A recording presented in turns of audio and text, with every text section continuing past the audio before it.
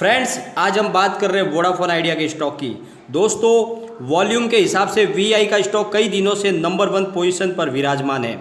यह स्टॉक अब लोगों का फेवरेट स्टॉक बन गया है। करोड़ों शेयरों की ट्रेडिंग रोज हो रही है और इसका रीज़न है स्टॉक पर आने वाली लगातार न्यूज, जो ट्रेडर्स का इंटरेस्ट स्टॉक पर से कम नहीं होने दे रही है। अभी हमारे पास 2 अपडेट है जिन्हें हम पूरा एनालिस करेंगे और जानने की कोशिश करेंगे कि इनका कितना इफेक्ट स्टॉक की प्राइस पर पड़ेगा। लेकिन उससे पहले दोस्तों, अगर पहली बार मेरे चैनल पे आए तो चैनल को सब्सक्राइब कर दीजिए, एक बेल आइकन को दबा दीजिए ताकि जब भी नया वीडियो बनाऊँ पहला नोटिफिकेशन आपको मिले। अगर दोस्तों वीडियो पसंद आए तो लाइक शेयर जरूर कीजिए। चलो दोस्तों, वीडियो स्टार्ट करते हैं। मैं हूँ आपका दोस्त SB दवे और मेरे चैनल ऑनलाइन कमाई में आपका बहुत बहुत स्वागत है।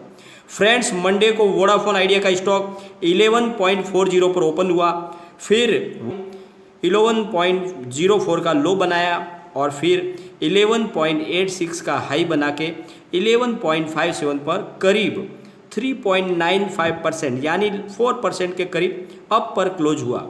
आज BSE में करीब 6,39,23,367 जितने वॉल्यूम में ट्रेडिंग हुई और करीब 83,03,591 शेयरों की डिलीवरी उठाई गई, जो कुल ट्रेड का 12.99% बनता है, यानी डिलीवरी बेस काम तो कम ही हुआ।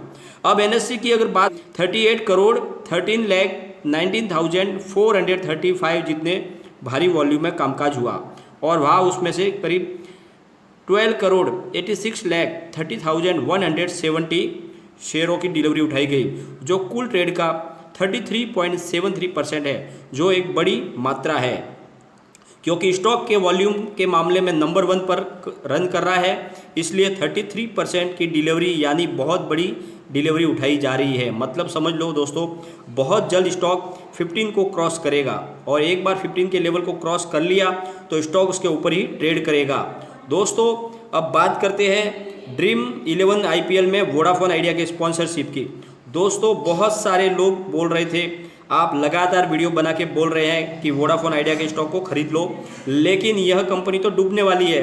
तो दोस्तों, मैं उन व्यूवर्स को कहना चाहता हूं कि जो डूबने वाला होता है वो कभी भी बाजार में इन्वेस्टमेंट नहीं करता है। दोस्तों, वो सिर्फ पैसे इकट्ठे करने की कोशिश करता है, जहां से मिले वहां से सिर्फ पूंजी जमा करता है, क्योंकि उसे तो उठना है। और दोस्तों, वो उसको एक बार बैंक कर होने के बाद पैसे चुकाने की भी जरूरत नहीं पड़ती है। लेकिन यहाँ पर दोस्तों उल्टा है, कंपनी इतनी महंगी IPL की स्पॉन्सरशिप ले रही है, इतने पैसे लगा रही है और साथ में दोस्तों एग्रेसिव तरीके से अपनी ब्रांड की प्रमोशन भी कर रही है, लाखों करोड़ रुपए खर्च कर रही है। तो दोस्तों, यह इन्वेस्टमेंट कोई व्यर्थ जाने वाला नहीं है। दोस्तों, एक बात समझ लो, बहुत पुरानी कहावत है, जो दिखता है वही बिकता है। तो यही स्ट्रेटेजी वोडाफोन आइडिया भी अपना रहे हैं, अपने आप को फिर से बाजार में एक नए खिलाड़ी की तरह वो पेश कर रहे हैं। वो अपनी पुरानी छवि को बिल्कुल लोगों के दिमाग में से निकाल देना चाहते हैं।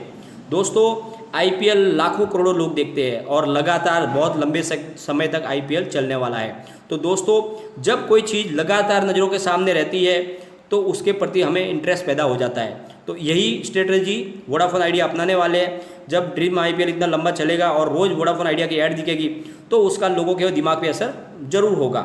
दोस्तों, इस बार T20 premier league Abu Dhabi में होगी और इसका जो प्रसारण है वो स्टार स्पोर्ट पर होगा।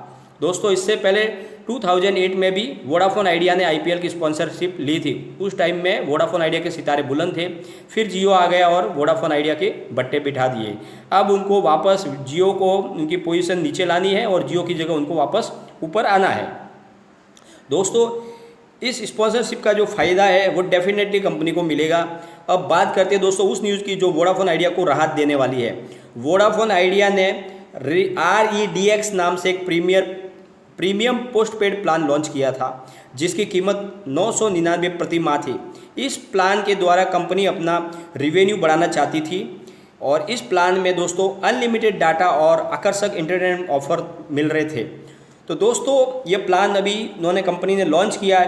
तो इस प्लान के खिलाफ जियो ने ट्राई में शिकायत की थी और इस प्लान को बंद करवाने के लिए उन्होंने ट्राई की थी, जिसके लिए ट्राई ने वोडाफोन आइडिया को नोटिस देकर जवाब मांगा था और वोडाफोन आइडिया ने अपना जस्टिफिकेशन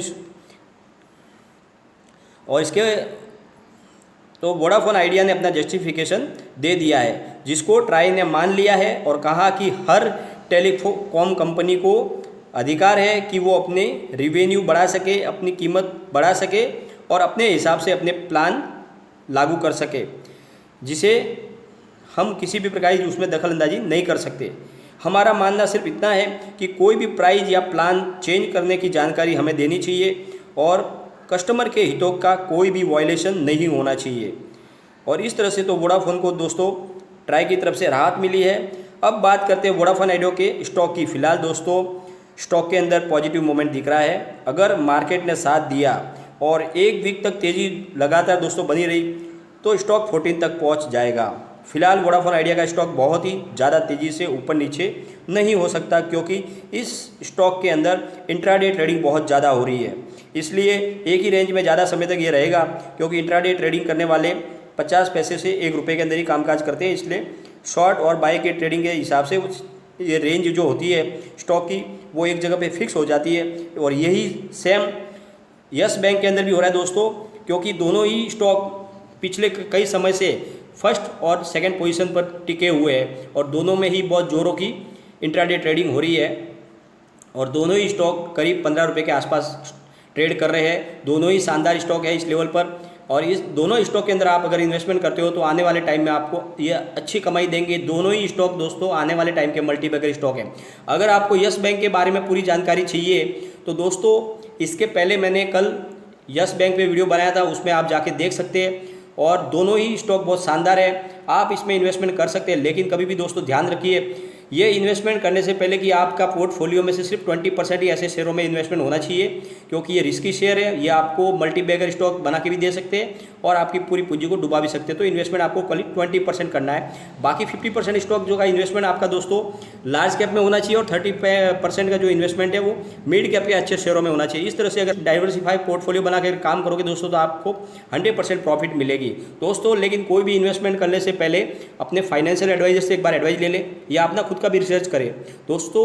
यह वीडियो मैंने सिर्फ आपके एजुकेशनल पर्पज के लिए ही बनाया। वीडियो अगर पसंद आए ना तो लाइक शेयर जरूर कीजिए और चैनल को सब्सक्राइब कर दीजिए। थैंक यू दोस्तों।